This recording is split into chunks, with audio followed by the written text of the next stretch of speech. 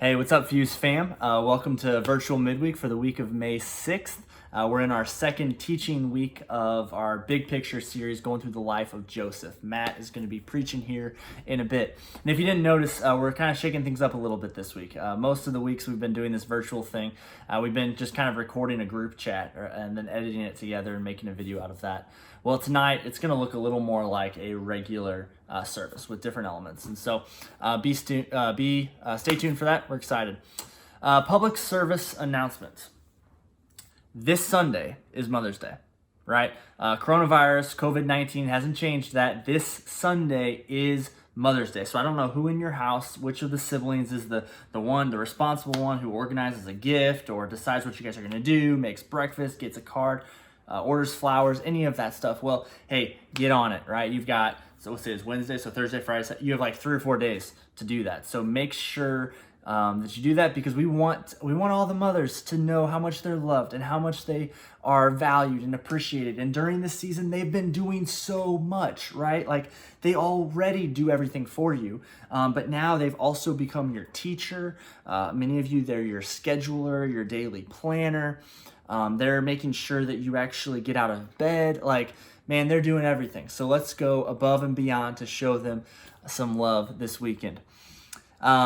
Wanted to throw out one more thing. Many of you added on last week, YouVersion. There's a YouVersion reading plan that goes along with the teaching series we're in called Big Picture. If you go to our Instagram bio and click the link, or we'll link it to the description on this video as well on YouTube, you can actually join in with other Fuse students and join the reading plan together. You can read together, talk about it, interact with it, like each other's activity. Just a really cool way to actually read scripture in community with other people.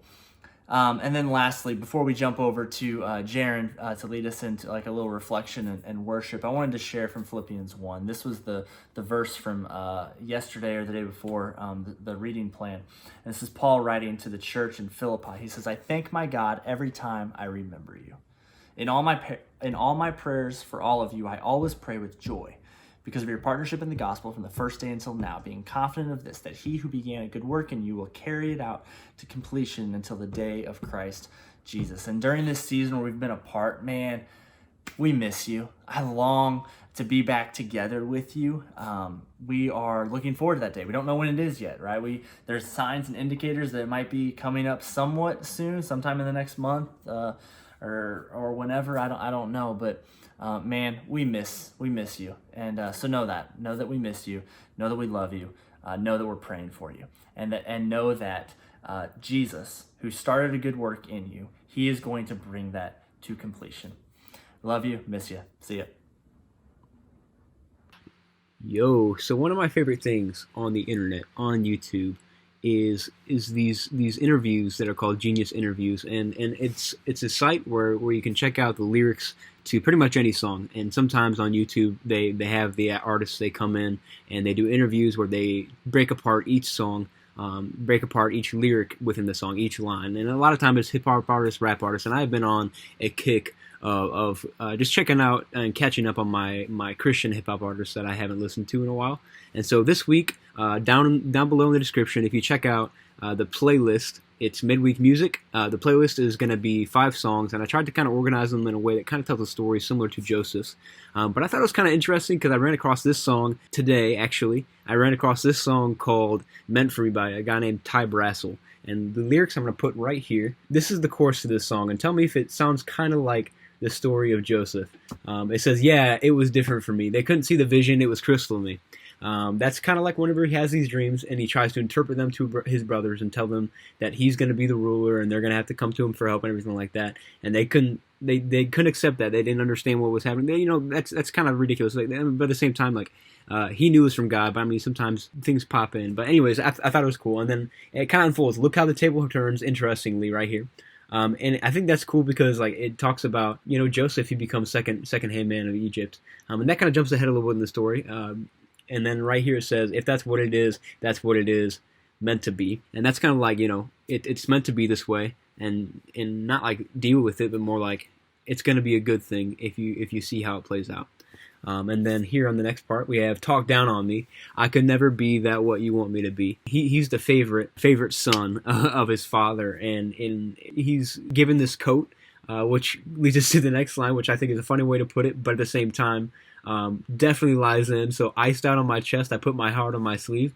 Iced out on my chest, my boy had that coat of many colors. He was given his coat by Jacob, by his father, and he put his heart on his sleeve. He was telling everybody about the visions. He was revealing something that he knew might kind of tick them off a little bit. And then blessings never stop because it was meant for me.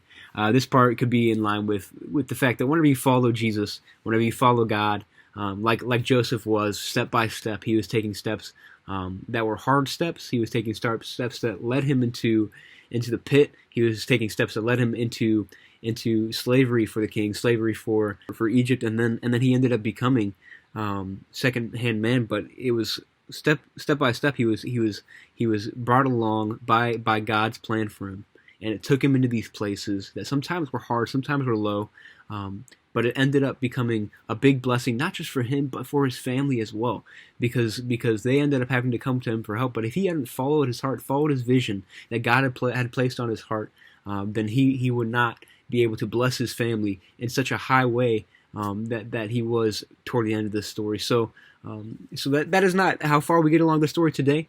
But I thought it was interesting because I was just checking out stuff and I was like, yo, this is really in line with what we're talking about today. So there's the reflection for today. We're hoping, and I'm praying, and I'm working a lot to get some songs starting next week. Me and my buddy were working on a new song that I think that we're going to introduce to you guys next week. And then from there, we should have one song a week. I hope that is a good thing. I hope that you guys are able to reflect and able to worship with us whenever we sing. So let's go ahead and bring it on to Matt. Say what's up to the homie. He's gonna go and bring the word today and kind of talk us through the beginning of the story. So we'll see you guys later. You guys have a good night. What's up, everybody? I hope you're doing well. I hope you guys are staying safe. Hope families are all doing well. Miss gathering with y'all, but I'm excited for what we have today. I'm excited for these scriptures and these verses for us to really dive into together. Real quick, right before I get started, I think it's interesting how sad stories tend to sit with us differently or hit a little different.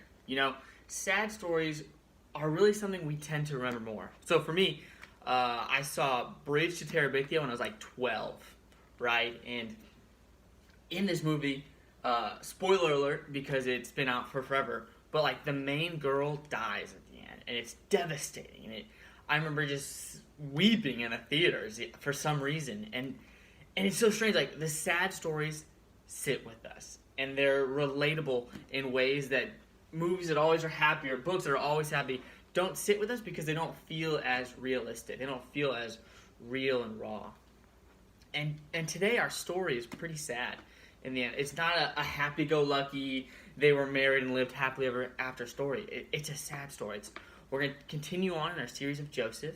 And last week, Brad brought the word, and we learned that, he was the favorite child. He had not only these crazy dreams about his brothers worshiping him, but he also got a coat from his dad, this beautiful coat that caused crazy envy in his brothers. And so as we continue on in the story today, I want to just put forward two ideas, and they lead into each other.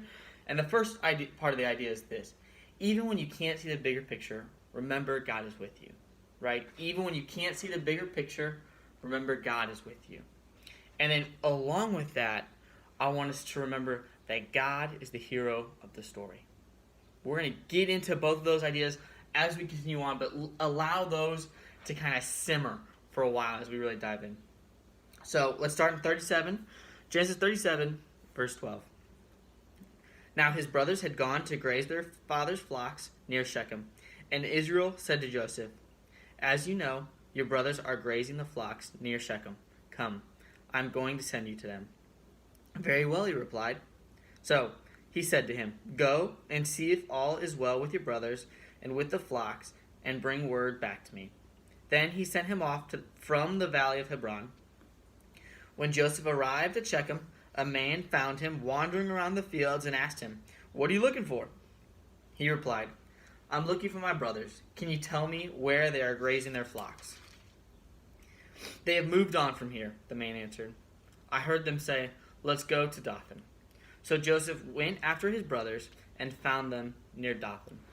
Right? So, real easy part of the story. Joseph gets sent to check on his brothers. If this is the Valley of Hebron down here, right, where they're staying, he has to travel 50 miles to Shechem and then another 15 miles to Dothan after that. Like, these are long journeys. These are taking days, especially because he doesn't have a moped or a car or something. Like, he has to travel these by foot or maybe a donkey if he's lucky. Like, these are long journeys. This is a long time. And it's really a dangerous place for him to be in. So he's traveling. It's taking days. He's exhausted. It's kind of a dangerous area already for him and his family. And the story continues on, right? So let's keep going in verse 18. It says, "But they," his brothers, "saw him in the distance. And before he reached them, they plotted to kill him. 'Here comes that dreamer,' they said to each other. 'Come now, let's kill him and throw him into one of these cisterns and say that a ferocious animal devoured him. Then we'll see what comes of his dreams.' When Reuben heard this, he tried to rescue him from their hands. 'Let's not take his life,' he said. 'Don't shed any blood. Throw him into the cistern here in the wilderness, but don't lay a hand on him.' Reuben said this to rescue him from them and take him back to his father. So when Joseph came to his brothers, they stripped him of his robe, the ornate robe he was wearing, and they took him and threw him into the cistern, and the cistern was empty. There was no water in it." It's so interesting to me that we just tend to skip over Reuben. Right? Reuben is the firstborn of Jacob or Israel, whichever you prefer. And so as the firstborn, he should be receiving any special treatment of any of the kids. Right? He's the one that's going to inherit from his father everything. He's the one who will receive the blessing. He's the one that should carry on the father's name and the family. And so if anyone should receive special treatment, it's Reuben. And Reuben doesn't get the special treatment. Instead, that goes to Joseph. Joseph is blatantly the favorite. Joseph gets all these things. And so if anybody should be mad, if anybody should be trying to get after Joseph, it should especially be Reuben. Right? But Reuben doesn't do that. Reuben continues to do what he believes is right, even when he is being pushed aside, even when it's affecting him a ton. He continues to try to do what he believes is right, not just to keep him from dying, but he's really trying to save Joseph. And a lot of times we skip this aspect of the story where Reuben tries to be faithful. Reuben tries to do what's right. And what if Reuben doesn't stand up? If Reuben doesn't stand up, the brothers kill Joseph and the story's over. Like, that's a bad story. But Reuben's faithful. Because of Reuben's faithfulness, even in that moment, like, God's able to continue to do work. So let's keep going. Verses 25 through 30. As they sat down to eat their meal, they looked up and saw a caravan of Ishmaelites coming from Gilead. Their camels were loaded with spices, balms, and myrrh, and they were on their way to take them down to Egypt. Judah said to his brothers, "What will we gain if we kill our brother and cover up his blood? Come, let's sell him to the Ishmaelites and not lay our hands on him. After all, he is our brother, our own flesh and blood." His brothers agreed.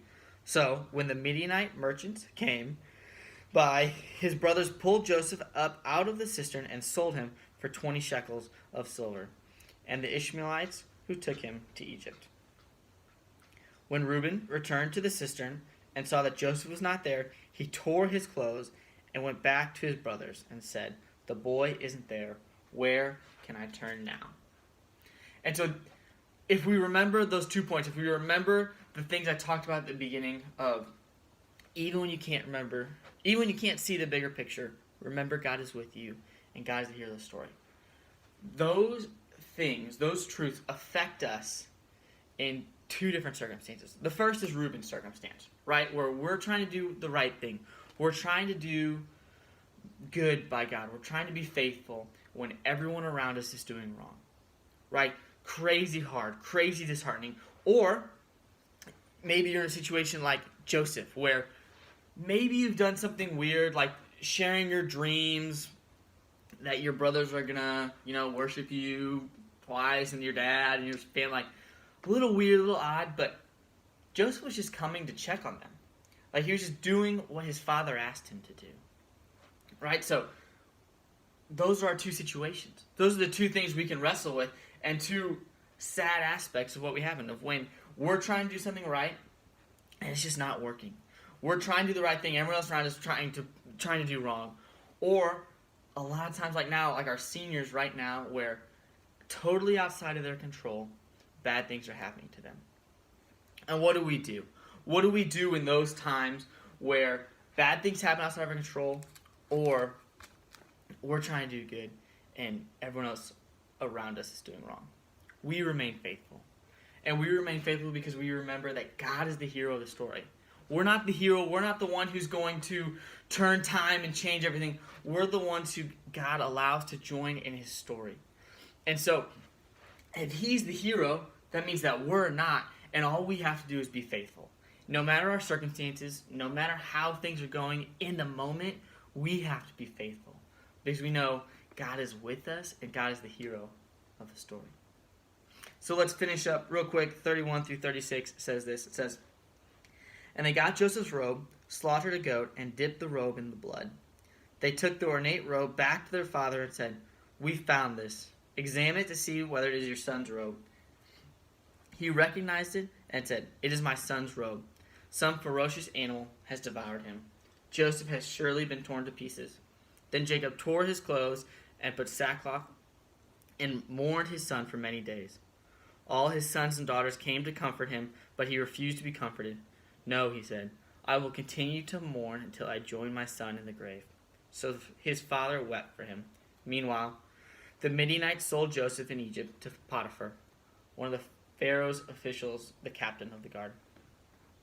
It's a sad story.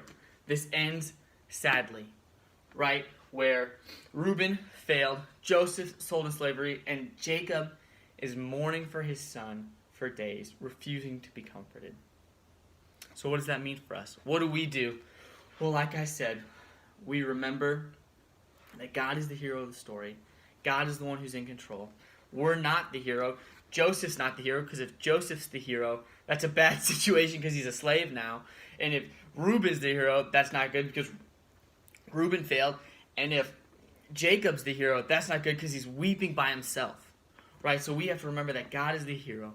We have to remember to be faithful, and we can be faithful to God because he is the hero, and because he is with us. He is with his people. I love y'all. I miss y'all. I hope you guys are gathering with your small groups. I can't wait to be with y'all soon.